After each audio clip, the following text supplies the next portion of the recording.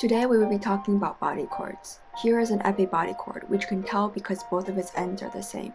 Each body cord has 3 lines, the A, B, and C lines, and scoring a touch requires that the A and B line must be connected while the C line is disconnected.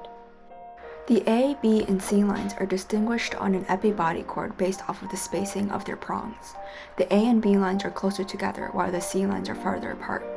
I like to think of the C line as the fat lone pair, which is a not funny chemistry pun for the science lovers. As we can see here, and as we saw earlier with the weapon, the spacing of the prongs on the body cord match the spacing of the sockets on the weapon and reel, which is fencing's idiot-proof way to help us make sure that the wires in the body cord are connected to the correct wires in the reel and the weapon. Now I get to test our body cord using our fancy box. When using the fancy box, make sure that the knob is turned to short circuit and plug your body cord in. The light at the top of each line indicates a complete circuit for that line, so any flickering of the light should be looked at. Since this body cord has no flickering, that means it is working and can be folded and put away. Let's look at another body cord. Our first step is to make sure our fancy box is turned to short circuit and then plug your body cord in. As you can see here, there is no light for the A line, which means that there is a disconnect within that line. Before we take apart the body cord though, we must first mark which line is which so that we can put the body cord back together properly. Since we have a black cord and a black Sharpie, I'm going to use masking tape so that my mark is visible and mark the C line, which is a personal preference. After marking our body cord, you can take it apart now. We use a blue flat screwdriver to unscrew our screws and then finagle both our screws and the hex nuts out. While you're removing your screws, remember to hold your plastic head together so that wires don't start falling apart as you're getting your screws loose.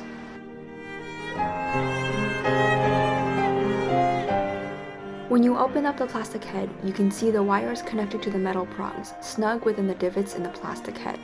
The first step to fixing all body cords is to reconnect all of the connections between the wires and the prongs, as flyaway wires or corrosion or general untidiness can affect the connection within the body cord. In order to do this, we will use the very tiny flat screwdriver to unscrew the equally very tiny screws. You will then pinch and twist the exposed wires so that they are all neatly gathered up, and then re-thread the wires back into the little holes in the prongs and screw them both together again. Then you will finagle the prongs back into the divots in the head to make sure that the wires are in the right order and close it up. Be sure that the wires and prongs are within the divots, because if they are not, you can sever the wires when you are screwing the heads back together. Putting the body cord back together is the opposite of how you took it apart. Fit the two heads together, put a screw and hex nut for each hole, and tie up the body cord before putting it away. Our second method in fixing body cords is for when there is still disconnect after double checking the connections. This typically means that there is a break somewhere within the wire, so that the only way to fix it is if you cut off the broken part of the body cord. Because this method results in a shorter body cord and thus has a limit to the number of times it can be done, we want to make sure to check all of our bases before chopping things off. The area where the body cord and the plastic head meets is the most commonly damaged area, so we typically like to start there. Use wire cutters to cut off the wires and then pull the 3 wires apart like Laffy Taffy, typically with your hands, but you can use wire cutters if the wires are being stubborn. Be careful not to pull too much. We only need the wires to be separated enough to fit into the body cord head. After separating the wires, we need to remove the insulation surrounding our wires with our wire stripper. You only want to strip at most an inch off, enough so that the exposed wires can be threaded through the prongs, but not so much that there's a lot of exposed wire left. It's also important to make sure that all 3 wires are stripped to about the same level, otherwise the body cord becomes crooked.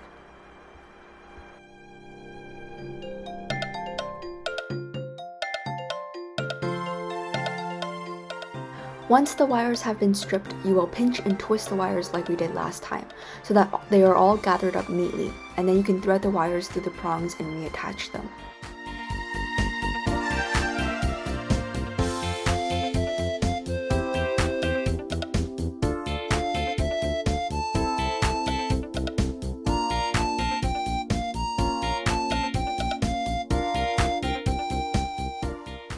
When you are fitting the wires back into the plastic head, make sure that your wires are going in the right way, where you can use your mark to help you determine which line is which.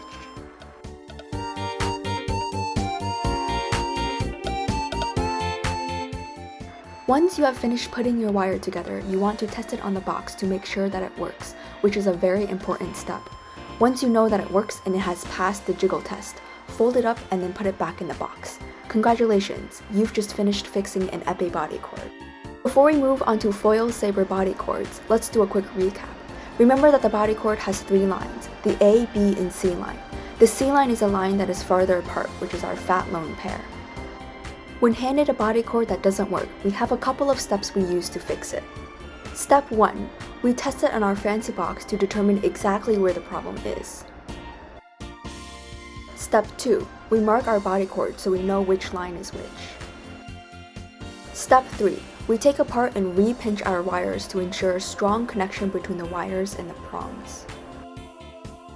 If that doesn't fix it, then step 4. We cut our wires and reassemble our body cord.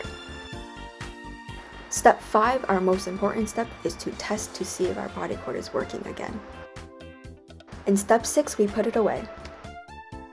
Moving on, we now have foil saber body cords, which are used by both foilists and saberists.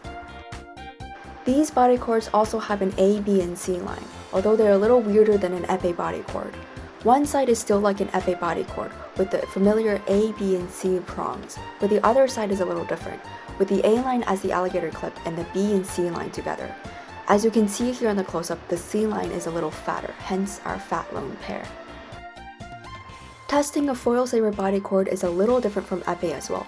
Because we have an alligator clip, we are using the right side of the box, which has a metal peg for the alligator clip and a 2-pronged socket with different sized holes for the different sized prongs. However, the concept behind testing the body cords remains the same. We still want to make sure that the box is set to short circuit, and we still look at the lights to verify continuity. In this case, this body cord doesn't pass the jiggle test, as you can see by the slight flickering in the B and C lines. Our first step is to mark our lines. Since we have a white body cord, I just marked the C line directly onto the body cord. When taking apart the foil saber body cord, the first bit is a little tricky as it's different from before.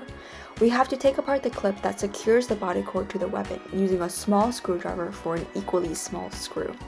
Make sure you hold onto the button on the back because when you unscrew the little screw, the button and the spring inside the head will also fall out.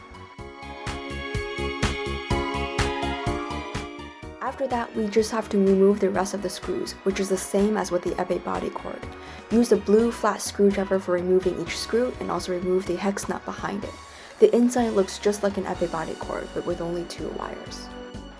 For the sake of this tutorial, we're going to skip directly to the chopping stage, but pinching and twisting the wires is still the same. For this step, we're going to cut right where the body cord and the plastic head meets, separate our Laffy Taffy wires, strip them, reconnect our prongs, and put our head back together. Remember when reconnecting the prongs that the prong size matters, so make sure that the fat prong is matched with our fat lone pair, the C line. To put our 2-pronged socket back together, we first screw all of our pegs in like normal. After that, we thread our spring and our button back into the hole and push. When you push up, you will see the other side of the button come up through the hole.